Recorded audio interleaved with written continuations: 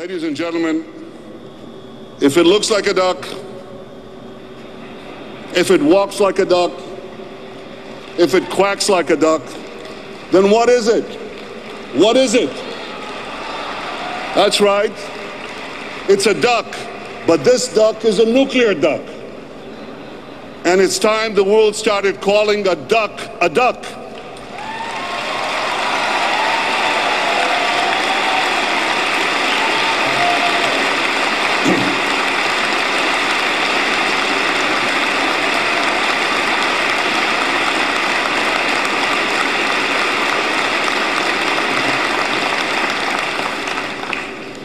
Fortunately, President Obama and most world leaders understand that Iran's goal,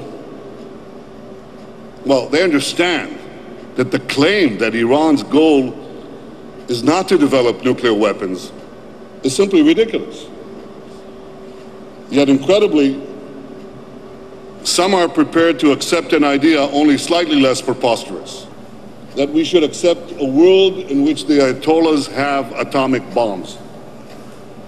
Well, sure, they say, Iran is cruel, but it's not crazy. It's detestable, but it's deterrable. My friends, responsible leaders should not bet the security of their countries on the belief that the world's most dangerous regimes won't use the world's most dangerous weapons.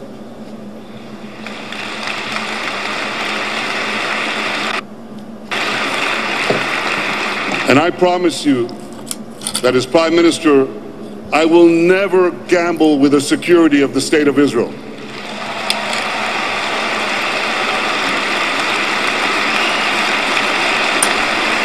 Thank you.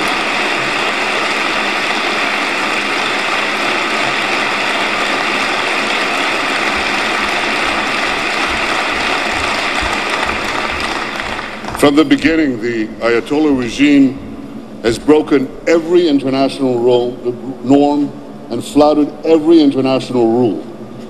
It seized embassies, it has targeted diplomats, it sent its own children through minefields, it hangs gays, it stones women, it supports Assad's brutal slaughter of the Syrian people. It is the world's foremost sponsor of terrorism. It sponsors Hezbollah in Lebanon, Hamas in Gaza, and terrorists throughout the Middle East, Africa, even South America. And Iran's proxies have dispatched hundreds of suicide bombers. They've planted thousands of roadside bombs, and they fired over 20,000 missiles at civilians. So through terror from the skies and terror on the ground, Iran is responsible for the murder of hundreds, if not thousands, of Americans. In 1983, Iran's proxy Hezbollah blew up the Marine barracks in Lebanon, killing 241 US Marines. In the last decade, it's been responsible for murdering and maiming American soldiers in Afghanistan and in Iraq. Just a few months ago, it tried to assassinate the Saudi ambassador to the United States. This is in a restaurant just a few blocks from here. The assassins didn't care that several senators and congressmen would have been murdered in the process. Iran accuses, this is real chutzpah, Iran accuses the American government of orchestrating 9/11. And that's as brazen as denying the Holocaust, which they do. Iran accuses, this is real chutzpah, Iran accuses the American government of orchestrating 9/11.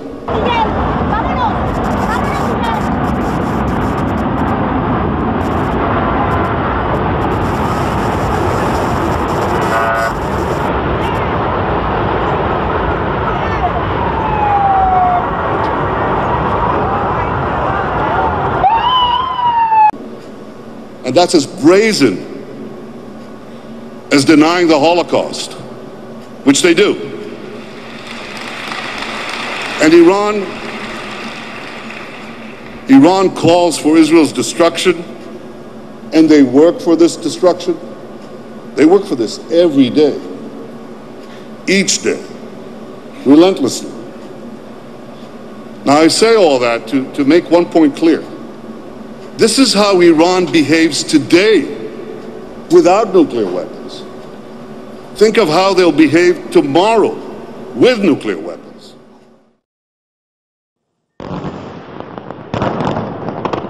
The full fury of Israel's assault on Gaza. Throughout the night, shells came from the air and now from the sea. This, the headquarters of the National Security Forces. Israel says it's aiming at Hamas targets, but in the early hours, 2 buildings housing international and local media were hit. This one, the working place for British broadcasters ITN and Sky, as well as Dubai Television and Al Arabiya. And another where international broadcasters ARD from Germany and Rai from... even more reckless and a lot more dangerous. Now, there's been plenty of talk recently about the cost of stopping Iran. I think it's time we started talking about the cost of not stopping Iran.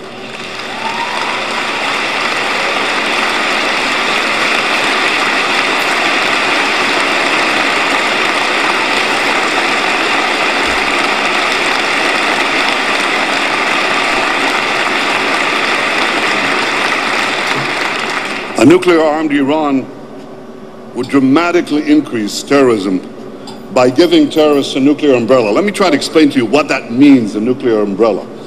It means that Iran's terror proxies like Hezbollah and Hamas will be emboldened to attack the United States and Israel and others because they'll be backed by a power that has atomic bombs.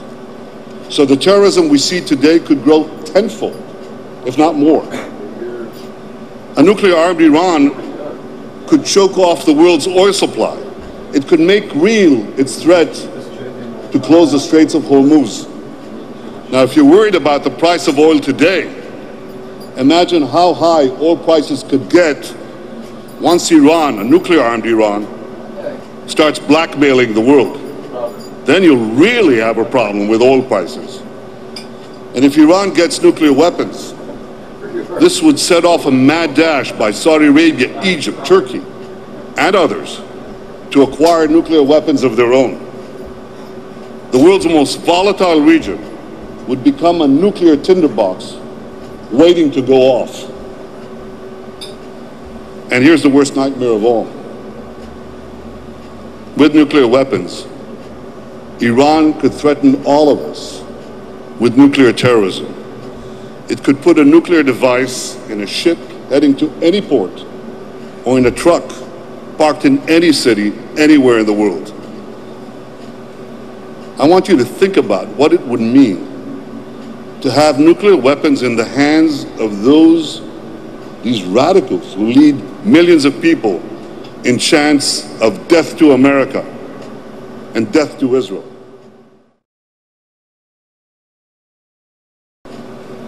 I want you to think about what it would mean to have nuclear weapons in the hands of these radicals who lead millions of people in chants of death to America. I want you to think about all that. And I'm sure that when you do, you'll reach a simple conclusion.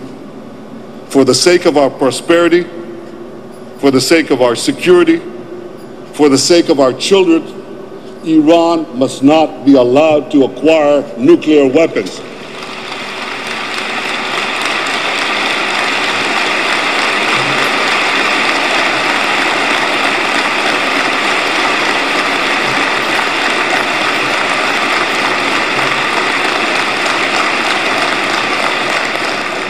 Now, of course, the best outcome would be if Iran decided to abandon its nuclear weapons program peacefully. No one would be happier than me and the people of Israel if Iran dismantled its program. But so far, that hasn't happened. For 15 years, I've been warning that a nuclear-armed Iran is a grave danger to my country and to the peace and security of the entire world. For the last decade, the international community has tried diplomacy. It hasn't worked. For 6 years, the international community has applied sanctions. That hasn't worked either. I appreciate President Obama's recent efforts to impose even tougher sanctions against Iran. And these sanctions are hurting Iran's economy.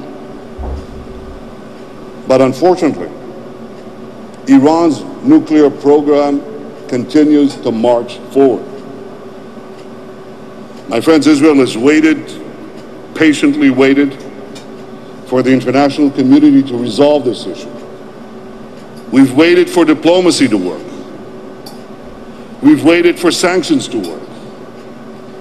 None of us can afford to wait much longer.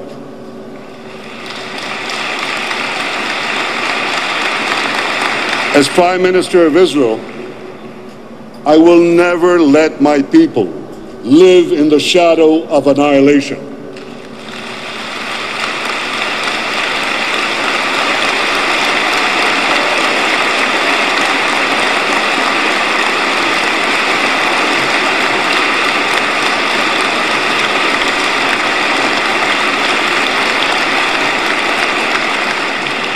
Ladies and gentlemen, some commentators would have you believe that stopping Iran from getting the bomb is more dangerous than letting Iran have the bomb. They say that a military confrontation with Iran would undermine the efforts already underway, that it would be ineffective, and that it would provoke an even more vindictive response by Iran.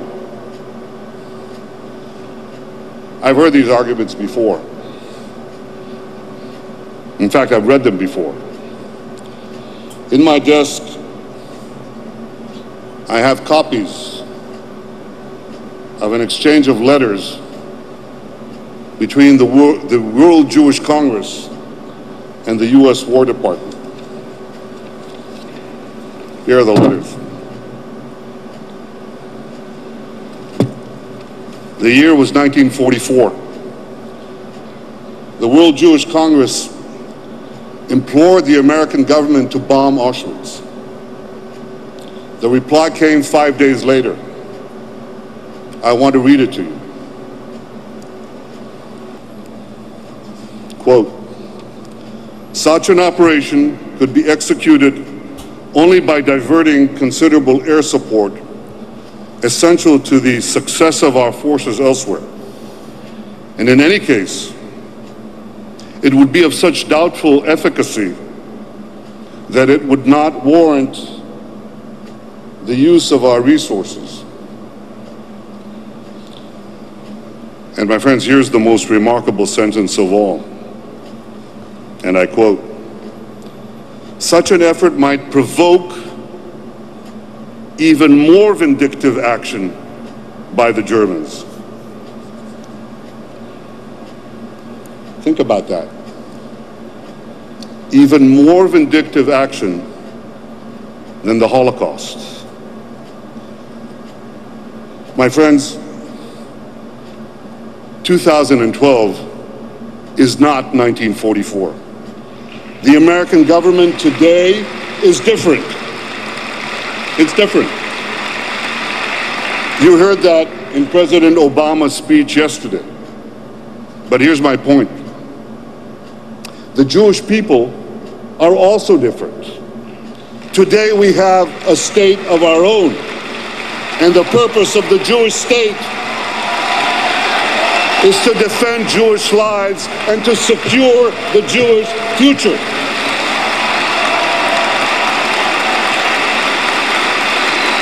Never again will the Jewish people be powerless and supplicants for our fate and our very survival.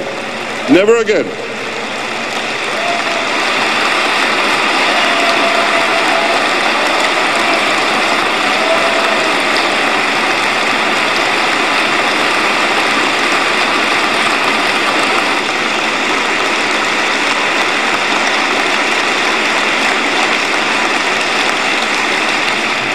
That is why Israel must always have the ability to defend itself by itself against any threats. My friends, we deeply appreciate the great alliance between our two countries. But when it comes to Israel's survival, we must always remain the masters of our fate.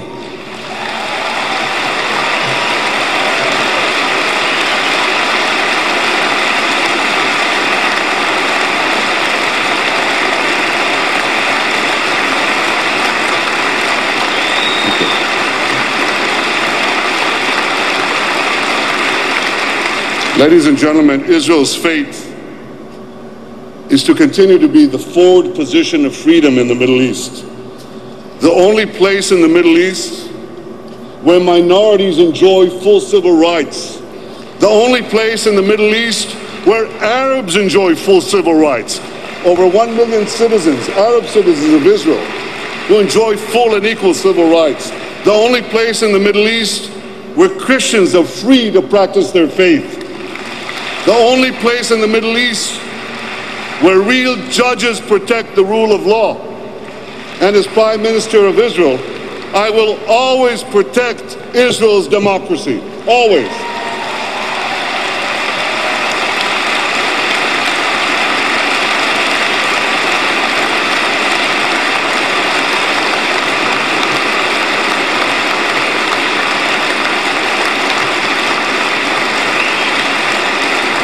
And most especially, I will never tolerate any discrimination against women.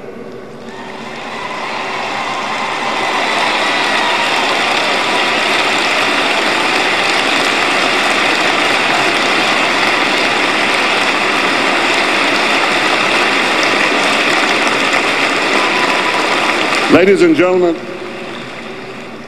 this week we'll read how one woman changed Jewish history.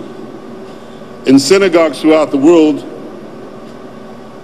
the Jewish people will celebrate the festival of Purim.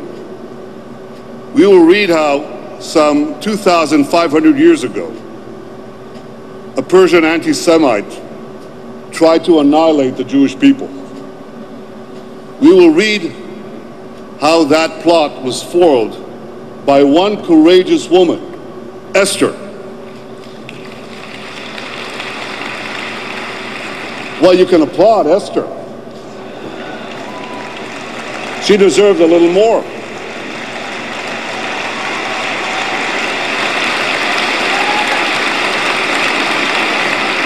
My friends, in every generation, there are those who wish to destroy the Jewish people.